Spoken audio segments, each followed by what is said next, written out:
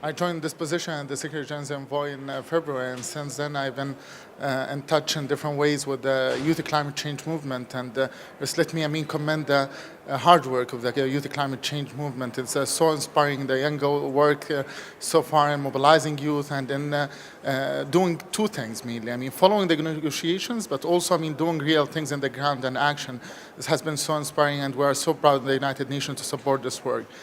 Here in the summit, I came with the big picture and the ambitions of hoping that things will move forward and we will be reaching consensus that will lead us, to the target of 2015. My personal and professional goal as the envoy was to get in touch with the YOUNGO, the Youth Climate Change Movement, discussing with them concrete ideas how we can involve young people in next year's climate summit that will be hosted by the UN Secretary Generals. The past 2 days we have a series of meetings with the different officials, the president of the COP, but also plenty of youth organizations here, YOUNGO as at large, and some civic groups inside the youth climate change movement. Some concrete ideas of how to move things forward. I had a very good brainstorming session yesterday, joined by the climate change support team for the Secretary General, and we had briefed the youth organization about the thinking behind the summit and in what ways we can deliver something concrete to hopefully to build a new momentum toward the target of 2015 legally binding agreement, hopefully. And Antonio, when you look ahead to next year's summit, I guess there are two big summits, aren't there? There's one in New York, which Ahmad mentioned. There's also the one in Lima, the next conference. What would you hope in terms of youth participation? What would you like to see? From my point of perspective, it would be great if we as youth would be directly being involved in the preparation of the decision making, so that youth is more contacted than now. Currently we only have mostly the possibility to talk with negotiations, with delegations, doing some lobby work, and this intervention. But for example, there are a lot more constituencies who have more interventions or more topics, and I think that would be a point which would be really good. And another point is the participation of underage people. Currently it is like, okay, you are under 18, you cannot participate in the whole event. But especially climate change is something which will mostly affect people who are under 18 or youth, and well, they don't have a voice currently, and I think that's quite a big problem, and that is something which should be solved. Interesting. Ahmad, I wanted to pick up on something you said, which I thought was quite interesting. You talked about the youth taking part and engaging in this process, but also the work they do back at home. What do you think is more important? Do you think perhaps too much is emphasized on this particular process when people could be doing a lot more in building up national momentum in their own countries? I believe they should complement each other. But yesterday I called our youth organization to do the homework. And the homework for me is very clear, that building momentum at the national level. Young people at the national level are both voters and consumers. So they can influence everything, basically. They can influence governments, they can push politicians to do more, make sure that they are making commitments. It's sometimes might be too late when they come to the negotiations, because decisions are already made in capitals. And that's where young people should advocate. And they are, let me give them the credit, because they are already pushing in this direction. At the same time, we need to raise awareness. We need to tackle the issue of education, climate change education. And who better than youth organizations, youth activists to do this?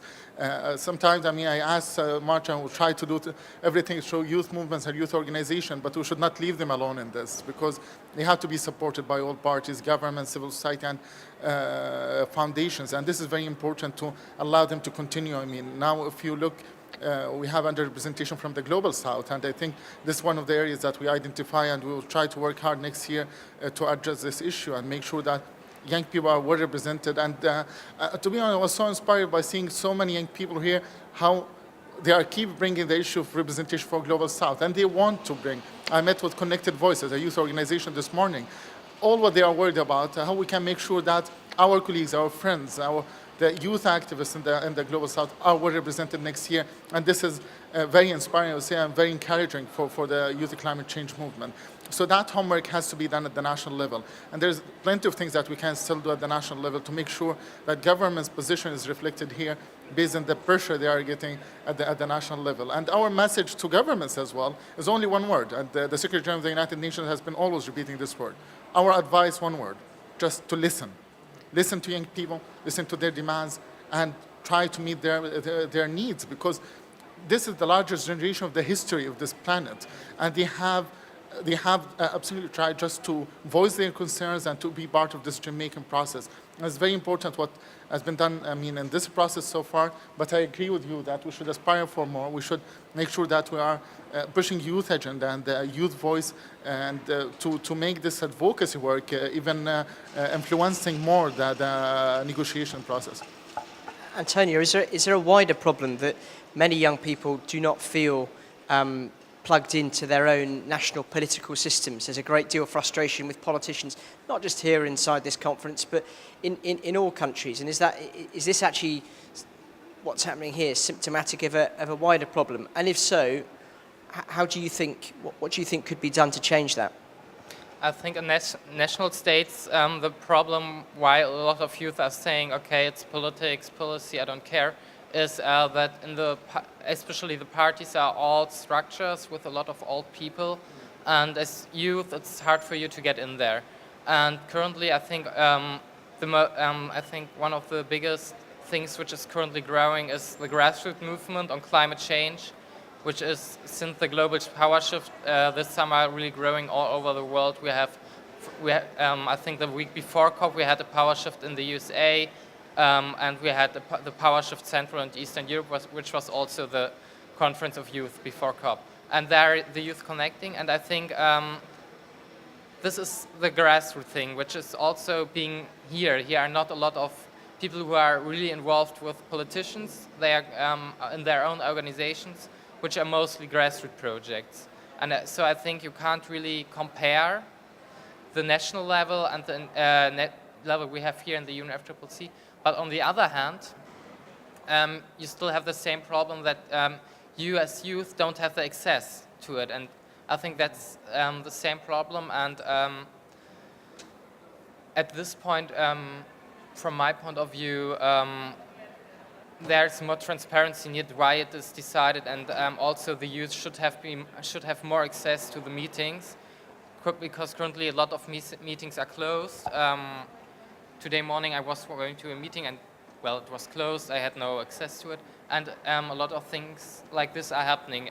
For example, youth are debadged, which is highly criticized by youth currently, and maybe to make this, I think the main thing is to make the whole thing more accessible to youth, to break down the thing, and also to break down the access to the COP or to the pre-COPs or intersessionals for youth.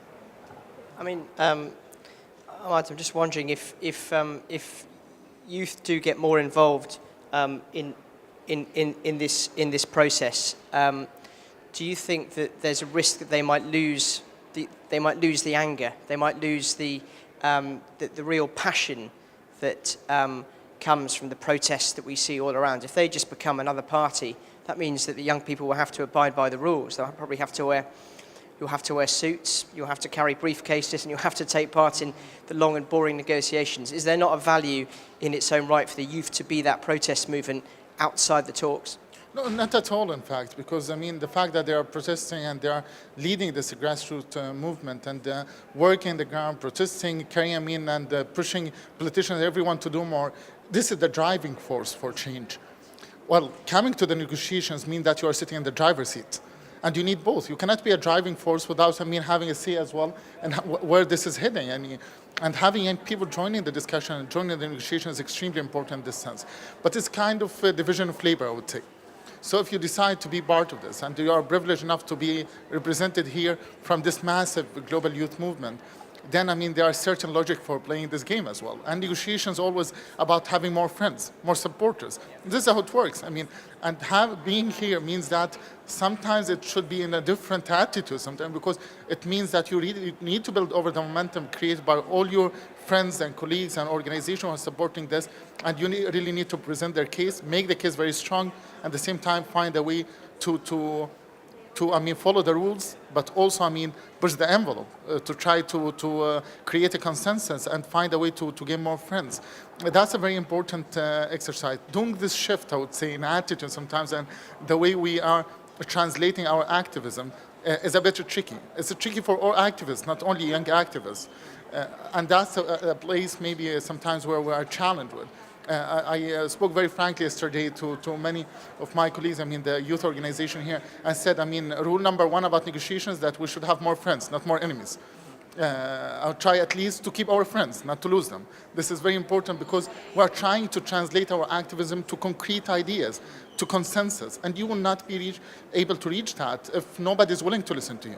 If you are just, I mean, threatening everyone, we will not be able to do that. What I really admire about youth organization here, they are very much aware to this fact. I mean, majority are really understanding that this process is a painful process sometimes because it takes really a long time, and we are all impatient because, I mean, the cost of this is a catastrophic, I mean, climate change, and we cannot wait to address this issue. So we need to address this. I mean, we need to work together. But I mean, this is the rule, I would say, of, and this is kind of the complications in any global governance model. The issue about the global governance model, whether it's applicable, I mean, to all these different parties and activism, might be debatable as well. Whether how we can make sure that it's more, I mean, inclusive for youth and all different groups to be part of the decision making. Do we have this inclusive model at the global governance level? We still, I mean, but look to the national level. And talking about politics, how young people are not interested in politics. I would argue that young people are very much interested in politics. They are not interested in political issues or political institutions. So they are into politics. If you open Facebook now or Twitter, you will find them debating political issues. If you look to the election day, they don't vote because they are not interested sometimes in governments, in institutions. And I really like to say that while all societies enter the digital era, politics remain in the analog. Meaning that, I mean, young people interact and they work in a way that is not always, I mean, they don't find politics appealing. And I think this is a way to modernize politics and political institutions, to have it more appealing to half of the world population. Half of the world population are 25 years old. So it's a question of legitimacy. We need to get them part of politics, political institutions and processes. We need to modernize these processes. And this is a big question yet to be answered, of course.